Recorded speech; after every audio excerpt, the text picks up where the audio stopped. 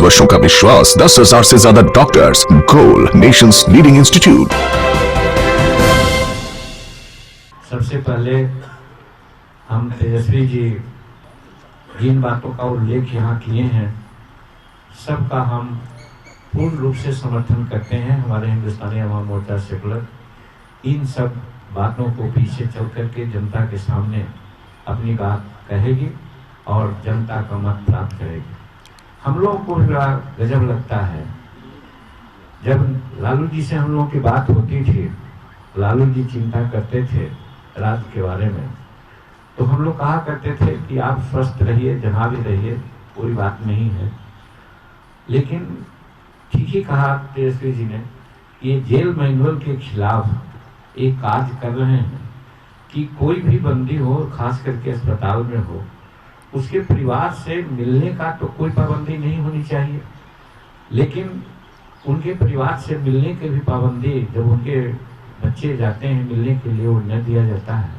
हम समझते हैं जेल मैनुअल के खिलाफ तो है ही है, अमानवीय है।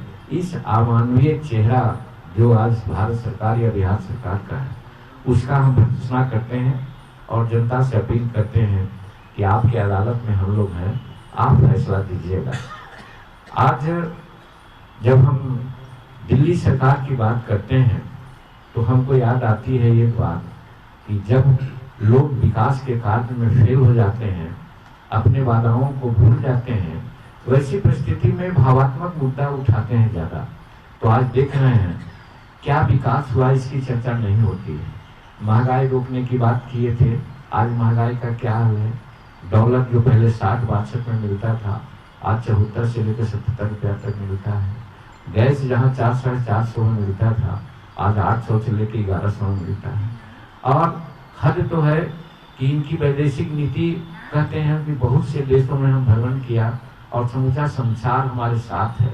हम कहना चाहते हैं कि आप जब मोनेटाइजेशन किया तो मोनेटाइजेशन के बाद आपकी जो करेंसी है, बगल के नेपाल का राज्य देश है, वो एक्सेप्ट नहीं कर रहा है, तो आपकी वैदेशिक नीति का सबसे फेलियर तो यहाँ है। और दूसरी बात, चाइना जिसके पास आज वीटो पावर है, हर आपके आतंकवाद के संबंध में भी आज आपका विरोध करता है, तो आपका वैदेशिक नीति ठीक नहीं है। तो आप न घरेलू नीति में सक्षम हुए, न विकास में सक्षम हुए, न महंगाई में सक्षम हुए, न वैदेशिक नीति आपका है, तो फिर आपको क्यों वोट दिया जाए। जनता को हम लोग ही समझा रहे हैं। और जहाँ तक बिहार का मामला है, माननीय नीतीश कुमार जी के बारे में हम यही कहना चाहते हैं, आज कहा करते हैं कि मांझी जी अगर हमारे अनुसार चलते कभी तक मुख्यमंत्री रहते। हम यही कहना चाहते हैं, हम मुख्यमंत्री के पीछे कभी पद के लिए नहीं थे। आज विचार आप लोगों के हाथ में मैं देता हूँ कि जो हम लोग 9 महीना में काम किया, वो काम क्या कोई गलत था प्रूफ कर दे। अगर गलत होता तो एक बात भी थी, लेकिन न होने के बाद भी आपने मुझे मुख्यमंत्री पद से हटाने का काम किया। उसका एक ही चीज है कि कहा जाता है, हम लोग भाषणों में देते हैं लेकिन आज भी कहते हैं कि नीतीश कुमार का कोई ऐसा सगा नहीं जिसको उन्होंने ठगा नहीं। चाहे दिग्विजय सिंह का मामला हो, जॉर्ज फर्नांडिस साहब का मामला हो, शरद यादव जी का मामला हो और जीतन मांझी का मामला हो, सबको ठगने का काम करने के साथ साथ ठीक ही तेजस्वी साहब ने कहा कि साहब 2015 में गठबंधन का वोट लेकर के आप आए थे और आज चोर दरवाजा से सत्ता में है। कहने का मतलब बिहार की जनता को भी आपने ठगने का काम किया। तो इस रूप में बिहार की जनता समझ रही है। और फिर दूसरी बात ये भी करते हैं कि आप किसान की बात करते हैं, किसान की आवश्यकता आज थी, कितनी दिक्कत है, 76% लोग उस पर अवलंबित हैं। आज दिक्कत उनको है बिजली के संबंध में। हम लोगों ने निर्णय लिया था और महागठबंधन का ऐसे अभिमत है कि यदि हम लोग आवेंगे तो निश्चित है किसानों को फ्री बिजली हम लोग देंगे। वो भी हमने किया था, उसको भी उन्होंने काट दिया। कहने का मतलब है कि सिर्फ और सिर्फ गद्दी के लिए आज ये है। जिस भाजपा का डीएनए का जहाँ तक सवाल था, करोड़ों लोगों का नक्शा लेकर के गए, आज क्या हुआ, उन्हीं के साथ हैं। फिर उसी पार्टी को जिसको इन्होंने बड़का झूठा पार्टी कहा, उसी पार्टी को कहा कि जब मन में जाएंगे लेकिन पार्टी में नहीं जाएंगे।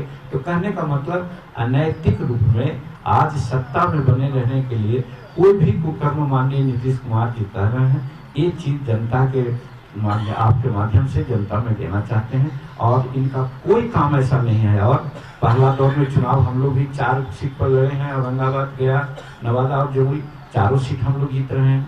सेकंड सीट में जो 4-5 का हुआ है वहाँ पर भी काफ़ी मतों से हम लोग जीत रहे हैं। और थर्ड में भी जो होने जा रहा है, हम लोग हर जगह सभाएं कर रहे हैं। हम देखते हैं जनता का रुझान महागठबंधन के साथ है और हम समझते हैं कि यहाँ हर हालत में हम लोग स्वीप करेंगे, 35-36 सीट जीतेंगे और जनता उनको जवाब देगी। आज के दिन में आप लोगों के माध्यम से हम यही कहना चाहते हैं। बहुत बहुत धन्यवाद।